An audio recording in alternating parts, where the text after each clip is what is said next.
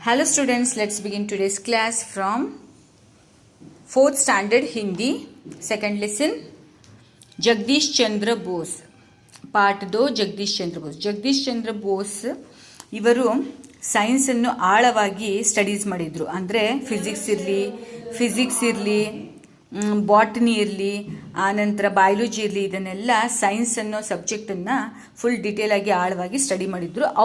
ಅವ್ರದ್ದು ಸ್ಟಡೀಸಿಂದ ಏನು find out ಮಾಡಿದ್ರು ಅಂತ ನೋಡೋಣ.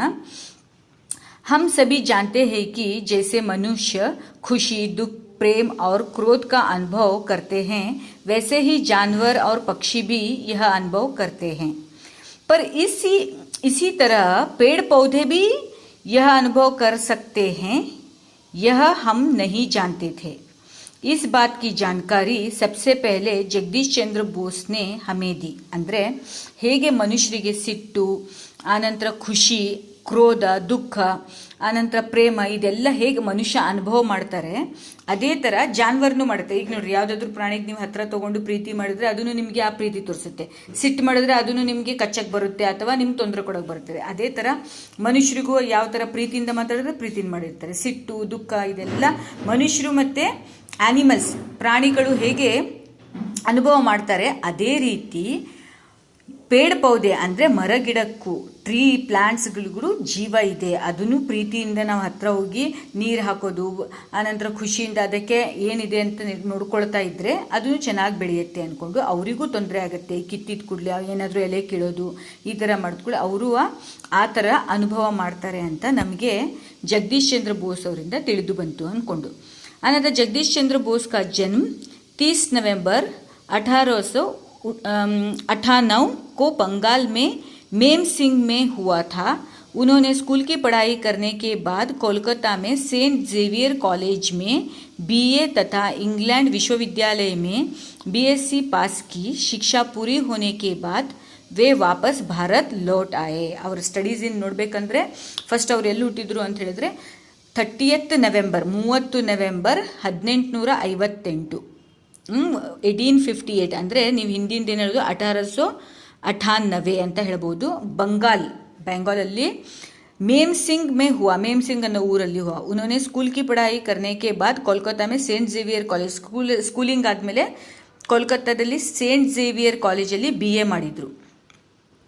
ಆನಂತರ ಇಂಗ್ಲೆಂಡ್ ವಿಶ್ವವಿದ್ಯಾಲಯ ಮೇ BSc, ಮತ್ತೆ BA ಆದಮೇಲೆ ಇಂಗ್ಲೆಂಡ್ ವಿಶ್ವವಿದ್ಯಾಲಯಕ್ಕೆ ಹೋಗಿ ಅಲ್ಲಿ ಏನು ಮಾಡಿದ್ರು ಅವರು BSc ಪಾಸ್ಕಿ. BSc ಅಂದ್ಕೊಳ್ಳಿ ಅಲ್ಲಿಗೆ ಅವ್ರದ್ದೆಲ್ಲ ಸೈನ್ಸ್ ಸಬ್ಜೆಕ್ಟ್ ಬಂತು. ಶಿಕ್ಷಾ ಪೂರಿ ಹೋನೆಕೆ ಬಾದ್ ವೇ ಭಾರತ್ ಲೌಟ್ ಆಯೆ. ಅದೆಲ್ಲ ಸ್ಟಡೀಸ್ ಆದಮೇಲೆ ನಮ್ಮ ದೇಶಕ್ಕೆ ವಾಪಸ್ ಬಂದರು. ಕುಚ್ ಸಾಲ್ ಉನ್ಹೋನೆ ಕೋಲ್ಕತ್ತಾ ಕೆ ಪ್ರೆಸಿಡೆನ್ಸಿ ಕಾಲೇಜ್ ಮೇ ಪದಾರ್ಥ ವಿಜ್ಞಾನ್ ಪಡಾಯ. ಅಂದರೆ ಅಲ್ಲಿ ಏನು ಮಾಡಿದರು, ಕಾಲೇಜಲ್ಲಿ ಅಲ್ಲಿ ಊರಿಂದ ಬಂದ್ರಲ್ಲ ಇಂಗ್ಲೆಂಡಿಂದ, ನಂತರ ಕೋಲ್ಕತ್ತಾಗೆ ಹೋಗಿ ಪ್ರೆಸಿಡೆನ್ಸಿ ಕಾಲೇಜಲ್ಲಿ ಪದಾರ್ಥ ವಿಜ್ಞಾನ ಅನ್ನೋ ಸಬ್ಜೆಕ್ಟನ್ನು ಅವರಲ್ಲಿ ಟೀಚ್ ಮಾಡಿದರು. ವಿಜ್ಞಾನ್ ಮೇ ರುಚಿ ಹೋನೆ ಕೆ ಕಾರಣ ಉನ್ಹೋನೆ ರೇಡಿಯೋ ತರಂಗೋಂ ಪರ್ ಅನೇಕ ಪ್ರಯೋಗ ಕಿಯಾ. ಅವರಿಗೆ ಸೈನ್ಸ್ ಅನ್ನೋದ್ರಲ್ಲಿ ತುಂಬ ಇಷ್ಟ ಇತ್ತು, ವಿಜ್ಞಾನ ಅದರಲ್ಲಿ ತುಂಬ ಇಷ್ಟ ಇದ್ದಿದ್ದಕ್ಕೆ ಅವ್ರು ಏನು ಮಾಡಿದ್ರು, ಯಾವುದಾದ್ರು ಎಕ್ಸ್ಪೆರಿಮೆಂಟ್ಸ್ ಮಾಡೋಕ್ಕೆ ಸ್ಟಾರ್ಟ್ ಮಾಡಿದ್ರು. ಆ ಎಕ್ಸ್ಪೀರಿಯೆನ್ಸಲ್ಲಿ ಅವ್ರು ಏನು ಮಾಡಿದ್ರು, ರೇಡಿಯೋ ತರಂಗೋನ್ಸೆ ಅಂದರೆ ಆ ರೇಡಿಯೋದಿಂದ ಏನು ಬರ್ತದಲ್ಲ ಆ ವೇವ್ಸ್, ಅದರಿಂದ ಅನೇಕ ಪ್ರಯೋಗ ಕಿಯೆ, एक्सपेरिमेंट्स ಮಾಡಿದ್ರು. बाद में उनका रुझान प्राणी एवं वनस्पति के ತುಲನಾತ್ಮಕ ಅಧ್ಯಯನ ಕಿ ಓರ್ ಹುआ. ಅನಂತರ ಅವ್ರಿಗೆ ಏನಾಯಿತು, ಆ ರೇಡಿಯೋ ವೇವ್ಸ್ ಅದೆಲ್ಲ ಮಾಡಿದ್ಮೇಲೆ ಲಾಸ್ಟಿಗೆ ಅವರಿಗೆ ಪ್ರಾಣಿ, ಆನಂತರ ಈ ವನಸ್ಪತಿ ಅಂದರೆ ಈ ಪೇಡ ಪೌದೆ ಇರುತ್ತಲ್ಲ ಅಥವಾ ಮರ ಗಿಡಗಳ ಅದ್ರ ಬಗ್ಗೆ ರುಚಿ ಜಾಸ್ತಿ ಆಯಿತು. ಅದ್ರ ಬಗ್ಗೆ ಸಂಶೋಧನೆ ಮಾಡೋಕ್ಕೆ ಸ್ಟಾರ್ಟ್ ಮಾಡಿದರು. ಜಗದೀಶ್ ಚಂದ್ರ ಬೋಸ್ನೆ ಏಕ್ ಉಪಕರಣ ಕಾ ನಿರ್ಮಾಣ ಕಿಯ. ಅನಂತರ ಅವರು ಒಂದು ಉಪಕರಣವನ್ನು ತಯಾರು ಮಾಡ್ತಾರೆ. ಆ ಉಪಕರಣದ ಹೆಸರು ಕ್ರೆಸ್ಕೋಗ್ರಾಫ್ ಅಂತ ಆಗಿರ್ತದೆ. ಉಸ್ಕಾ ನಾಮ್ ಕ್ರೆಸ್ಕೋಗ್ರಾಫ್. ನೋಡ್ಕೊಳ್ರಿ, ಕ್ರೆಸ್ಕೋಗ್ರಾಫ್ ಅನ್ನೋ ಉಪಕರಣವನ್ನು ತಯಾರು ಮಾಡ್ತಾರೆ. ಉನ್ಹೋನೆ ಇಸ್ ಉಪಕರಣ ಕೆ ದ್ವಾರ ಪೇಡ ಪೌಧೋಂ ಕಿ ಸಂವೇದನಾ ಕ್ಷಮತಾ ಕೋ ಜಾಂಚಾ. ಅಂದರೆ ಆ ಉಪಕರಣದಿಂದ ಏನು ಮಾಡಿದ್ರು, ಪೇಡ ಪೌಧೆದಿಂದ ಸಂವೇದನ ಹೇಗಿರುತ್ತೆ, ಅದು ಯಾವ ಥರ ರಿಯಾಕ್ಟ್ ಮಾಡುತ್ತೆ ಅನ್ನೋದು ಅದ್ರ ಬಗ್ಗೆ ಎಲ್ಲ ಕ್ಷಮತಾ ಕೋ ಜಾಂಚಾ.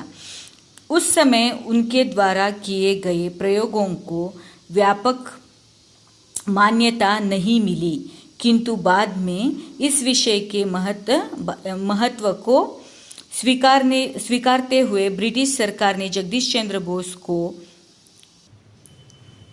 फिर ब्रिटिश सरकार ने जगदीश चंद्र बोस जी को 1917 में सर की पदवी से ವಿಭೂಷಿತ್ ಕಿಯಾ. ಜಗದೀಶ್ ಚಂದ್ರ ಬೋಸ್ ಅವರಿಗೆ ಅನಂತರ ಬ್ರಿಟಿಷ್ ಸರ್ಕಾರ ಏನು ಮಾಡಿದ್ರು, ಅವರಿಗೆ ಸರ್ ಅನ್ನೋವಂಥ ಪದವಿ ಕೊಟ್ಟು ಅವರಿಗೆ ವಿಭೂಷಿತ್ ಕಿಯಾ ಅಂದರೆ ಆನರ್ ಮಾಡಿದ್ರು ಅಂತ ಅರ್ಥ.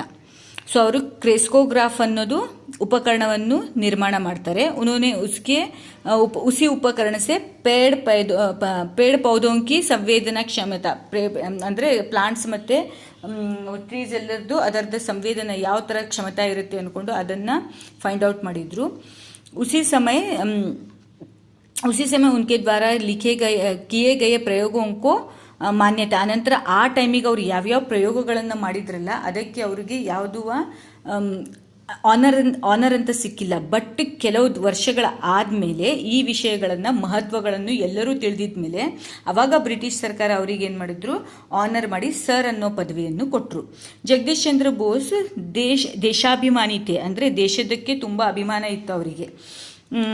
उनकी इच्छा थी कि देश इतनी तरक्की करे कि विश्व में उनका ನಾಮ್ ಪ್ರಸಿದ್ಧ ಹೋ. ಅಂದರೆ ಅವ್ರಿಗೆ ಎಷ್ಟು ಇದು ಇತ್ತಂದರೆ ಅವರು ದೇಶಕ್ಕೋಸ್ಕರ ಅಂದರೆ ಇಂಗ್ಲೆಂಡಿಗೆಲ್ಲ ಹೋಗಿ ಬ್ರಿಟಿಷ್ ಸರ್ಕಾರ ಎಲ್ಲ ಅವರಿಗೆ ಆನರ್ ಮಾಡಿದ್ದಕ್ಕೆ ಹೋಗಿ ತಾವು ಇಂಡಿಯನ್ಸ್ ಲಾಸ್ಟಿಗೆ ನಮ್ಮ ಇಂಡಿಯಾದ ಹೆಸರನ್ನೇ ತುಂಬ ಇದಾಗಬೇಕು ಅಂದ್ಕೊಂಡು ಅವ್ರೇನು ಮಾಡ್ತಾಯಿದ್ರು, ದೇಶಾಭಿಮಾನಿ ಇದ್ದಿದ್ದಕ್ಕೆ ಮುಂದೆ ನಾವು ಏನಾದರೂ ಮಾಡಿದ್ರು ನಮ್ಮ ದೇಶದಿಂದನೇ ಇದಾಗಬೇಕು. ಅಂದರೆ ನಾನು ಜಗದೀಶ್ ಚಂದ್ರ ಬೋಸ್ ನಮ್ಮದು ಇಂಡಿಯಾ ದೇಶದವರು, ಏನಾದರೂ ಅವರು ಮಾಡಿದ್ದು ಸಂಶೋಧನೆ ಅಥವಾ ಪದವಿ ಸಿಗೋದಿರಲಿ ಏನಾದರೂ ಇರಲಿ ಅದು ಇಂಡಿಯಾದಿಂದನೇ ಅವರಿಗೆ ಪ್ರಸಿದ್ಧಿ ತಂದುಕೊಡ್ಬೇಕು ಅಂತ ಹೇಳಿಕೊಂಡು ಅವ್ರೇನು ಮಾಡಿದರು, ನಮ್ಮ ದೇಶಕ್ಕೋಸ್ಕರನೇ ಇದು ಮಾಡಬೇಕು ಅಂದ್ಕೊಂಡು ವಿಶ್ವಮೇ ಉನ್ಕಾ ನಾಮ್ ಪ್ರಸಿದ್ಧ ಹೋ ಅಂದರೆ ವಿಶ್ವದಲ್ಲೇ ನಮ್ಮ ಇಂಡಿಯಾದ ಹೆಸರನ್ನು ಪ್ರಸಿದ್ಧ ಮಾಡಬೇಕು ಅಂದ್ಕೊಂಡು ಅವ್ರಿಗೆ ತುಂಬ ಇತ್ತು. ಅನಂತರ ಜಗದೀಶ್ ಚಂದ್ರ ಬೋಸ್ ಕಿ ಮೃತ್ಯು 23 नवंबर 1937 को गिरिडीह में हुआ. ಅಂದರೆ ಇಲ್ಲಿ 23 ಅಂದರೆ ಏನಾಯ್ತು, 23 ನವೆಂಬರ್ 1937 को ಗಿರಿಡೀಹ ಮೇ ಹುವಾ ಅಂದರೆ ಈ ಊರಲ್ಲಿ ಆಯಿತು ಅಂದ್ಕೊಂಡು. ಈ ಗಿರಿಡೀಹ ನಿಮ್ಗೆ ಎಲ್ಲಿ ಬರುತ್ತೆ ಅಂದರೆ ಅದು ಜಾರ್ಖಂಡ್ ಸ್ಟೇಟಲ್ಲಿ ಬರುತ್ತೆ. ಗಿರಿಡೀಹ ಜಾರ್ಖಂಡ್ ಸ್ಟೇಟ್ ಅಂದರೆ ನಾರ್ತ್ ಸೈಡ್ ಬಂದಿರ್ತದೆ.